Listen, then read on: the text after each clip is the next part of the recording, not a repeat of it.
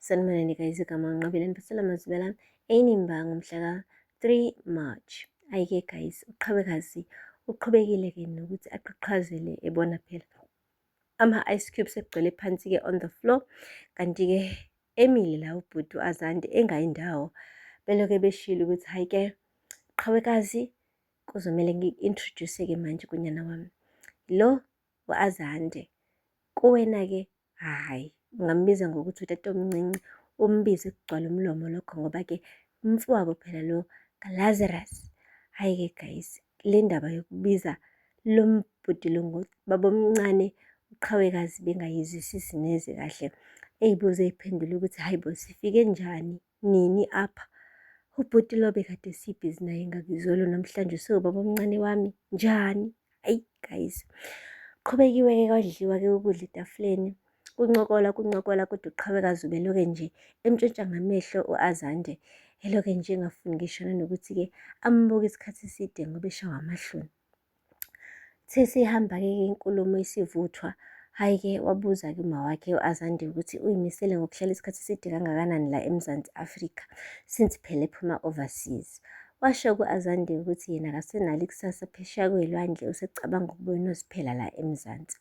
Wajabula wanconcoza-ke umawakhe, washo ukuthi sekuzomele uthathe over-ke ibhizinisi lalikhaya iNcukana Industries. Hhayi-ke lawo magama-ke guys awahlalanga kahle-ke kubaba kaLazarus ngoba phela uyena ophethe kuleya nkampani. Usho kahle ukuthi hheyi, ungalinge nje uzame ukuginqa inkosi esihlalweni sayo sobukhosi ingakabi ready. Akumelanga ningijahe ukusuka esihlalweni sami. Wathi hhayi bo bhuti, andithi nje wena ungixelelile ukuba usukhathele manje, udiniwe, ufuna uba kube khona umuntu ozothatha-ke iy'ntambo ebhizinisini, umuntu osemtsha. Ya, bendicinga ukuba mhlawumpe u-Azande uzokwazi ukuthi-ke athathe over. Wathi ya, angikaze nginqabe kodwa hhayi manje ndisase-strong, ndisomelele. Uqede wathatha iglasi yakhe enotshwala wathi to long life, okuzama ukukhombisa khona phela ukuthi-ke uthi cheers for i-long life. Akakabi ready ukuthi-ke aphunyukwe isihlalo sakhe sobukhosi, akakafuni nje nhlobo u-Azande athathe over-ke. Uze washo ukuthi-ke since uLazarus ene-Khusela Tech, umuntu okumele-ke ahlale esihlalweni sobukhosi emva komfowabo-ke kumele kube uyena u-Azande. Kusho kona-ke guys ukuthi-ke loya mama lo mfana akamjabuleleli nje ukuthi eze la e-South Africa ukuthi azohlobisa, ufuna kahle kahle ukuthi adle ifa lakoNcukana. Pheli-ke lapho. Kushuthi-ke ayimhlalanga neze kahle-ke imfowabo le ndaba le. Kuthe nje kusahlelwe kanjalo etafuleni wavusa indaba yakudala, wathi uyazi phela-ke ngicabanga ukuba Azande sekuyisixesha lokuba uhambe uyoluka. Wathi umawakhe, intoni? Hhayi mfowethu, akusinto ongayithetha etafuleni. Wathi kunini ebaleka lo mfana? Waze wahamba waya overseas ebalekela ukuba indoda? Akavaze lo mntana asoke, kuzomele senze usiko, senze yonke into ngendlela. Hhayi, kubonakala guys ukuthi u-Azande akayizwisisi kahle neze le ndaba le. Ngathi nje le yokuhamba aye emfuleni ayokoluka impela, hhayi ufuna ukuyibalekela leyo process. Kanti-ke hhayi, ubaba kaLazarus uyakholelwa ekutheni ukuze indoda ibe indoda ngokuphelele, ibe indoda ncam, kumele-ke ihambe iyolweluka, isoke, bese-ke singakhuluma nangekamva-ke layo-ke iNcukana Industries ukuthi iyaphatha yini khona noma cha, cause akukho muntu ozophatha iNcukana Industries ebengasokanga, kushuthi according to ubaba kaLazarus. Hhayi-ke udadewabo-ke umane wathukuthela wagana unabo, wambizela eceleni wathi awunalo ilungelo lokuba uthethe ngonyana wami ngalolo hlobo. Wathi njani? Wathi wena wamthembisa unyana wami ukuthi uzomkhulisa njengonyana wakho, umphe zonke izindlela zokuthi-ke akhule abe indoda. Wathi ya, ndigcina isithembiso apha ngokuthi ngiyise akahambe eyoluka, ndisaqhuba ukuba utata omkhulu kuyena. Akumelanga silibalekele inyani, lo mntwana lo ubalekelile ukuyosuka waya overseas 2 years wonke. usebuyile kumele enze sure usiko uyalulandela. Guys, bathe sebe bobabili-ke uAzande nonina, wamane washo kunina wakhe ukuthi lalela mntanami, ungakhathazeki wena, shiyela kumina umfowethu, ngizodila naye.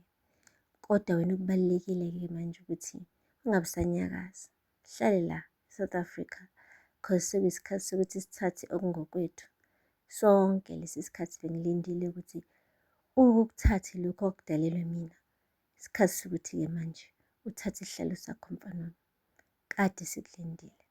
Chaza khona-ke guys ukuthi singathi udadewabo kababa kaLazarus ubekade efuna ukuphatha lapha esihlalweni se-Ndukana Industries. Inhloso yakhe bekade lapho sonke lesi sikhathi kwaphoxa khona ukuthi umuntu wesifazane.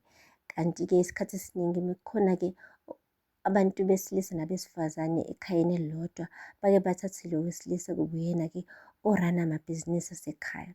Shuthi-ke manje uyabona ukuthi hhayi iyaguga manje le ndoda le ekubaba kaLazarus. Naye-ke ngoba wazala indodana-ke lo mama usezosebenzisa yona indodana ukuba ithathe ifa ekufuze ngabe kade kwaba yelakhe from the first place guys. Hayi kusazosho. Yabona impela ipower iyawuqhekeza umndeni. Manje lo mndeni ubukade ubukeka sengathi uyimbumba uyazwana. Kodwa-ke manje sekucatshangwa ilegacy, sekucatshangwa-ke manje ifa, yonke lento le. Sikaqala-ke manje sekuba khona uqhekeko oluzoqhamuka oluzodala ukuthi-ke imindeni ibambane ngey'hluthu ukuze phela-ke kucace ukuthi ubani ofanelwe-ke yilo mqhele lo wobukhosi. Akupheli-ke lapho. UHlathi guys namanje usagqokisha ubhuti. Uvuka ekuseni-ke kugcwele amabhodlela atshwala, over 8 bottles guys, phezu kwetafula. Okusho khona ukuthi umelala ulala ngotshwala, avuke aphinde ashushuzele utshwala. Utshwala guys sekuyi-breakfast, i-lunch kanye nesapha yakhe. Ever since uThumeka agoduka laphaya emzini wakoMabandla. Shuthi-ke ufonile-ke umfowabo washiya ngisho i-voice note ezama ukumncenga ukuthi avuke azithathe ayithuntuthe, angavumi ukudlalwa utshwala ngale ndlela. Utshwala obuningi kangaka guys esiswini somuntu oyedwa, hayibo bona bungena kanjani vele. Bathe sebefika-ke bomndeni bamfica esaphuza kanjalo utshwala, bamxwayisa ngokulahlekelwa kwebhizinisi lakhe, indawo yokusebenzela. Basho ukuthi yabona-ke manje abasebenzi bakho abawubona emsebenzini. Ever since uphuza utshwala wena awukhoni ukulandelela ukuthi uba ufikayo emsebenzini ubani ongafiki. Before you know it uzobe usuthola sengathi amathenda akho wonke asemane anyamalala. Kuhle kwamazolo ebona ilanga since vele wena amabhizinisi akho ungasawanakile. Phaphama mthetho, ungafuni ukukhala ngekhwela uthi uyavuka uyazithintitha ixesha selimkile. Hhayi nangampela guys uHlathi umuntu ongathi uyezwa. Asazi ukuthi ngampela uzobalalela yena bomndeni ngoba ngampela kwabanzima ukuthola umsebenzi, kakhulukazi ngesikhathi-ke uZoleka ezama emphantela, emfakela ama-CV ngapha nangapha, efuna phela leli bhizinisi lakhe lokuklina ama-ofisi lesimame. Kwangalunga kwaze kwagcina sekulungile. Manje sekulungile usenze njani? Useyalimosha ibhizinisi lakhe. Ebe awuthola kanzima kangaka guys umsebenzi, usiyawulahla manje. Sazi-ke guys ukuthi uthembeni njengoba nje ngisho nale y'mali lezi ayithola ngesikhathi edivosa-ke uZoleka seyincibilikeza phela. Kodwa-ke asithembe ubhuti-ke uzovula amehlo isikhathi singakamshiyi. Aphela lapho-ke guys amazwibela namhlanje. Ngikhohle ukusubscribe and like and comment. Until next time, bye. Sanibonani guys, igama nginqabile nibasela amazwibela eNimba ngomhla ka-3 March. Ayike guys, uqhabekazi uqhubekile-ke nokuthi aqhaqhazele ebona phela ama-ice cubes egcwele phansi-ke on the floor.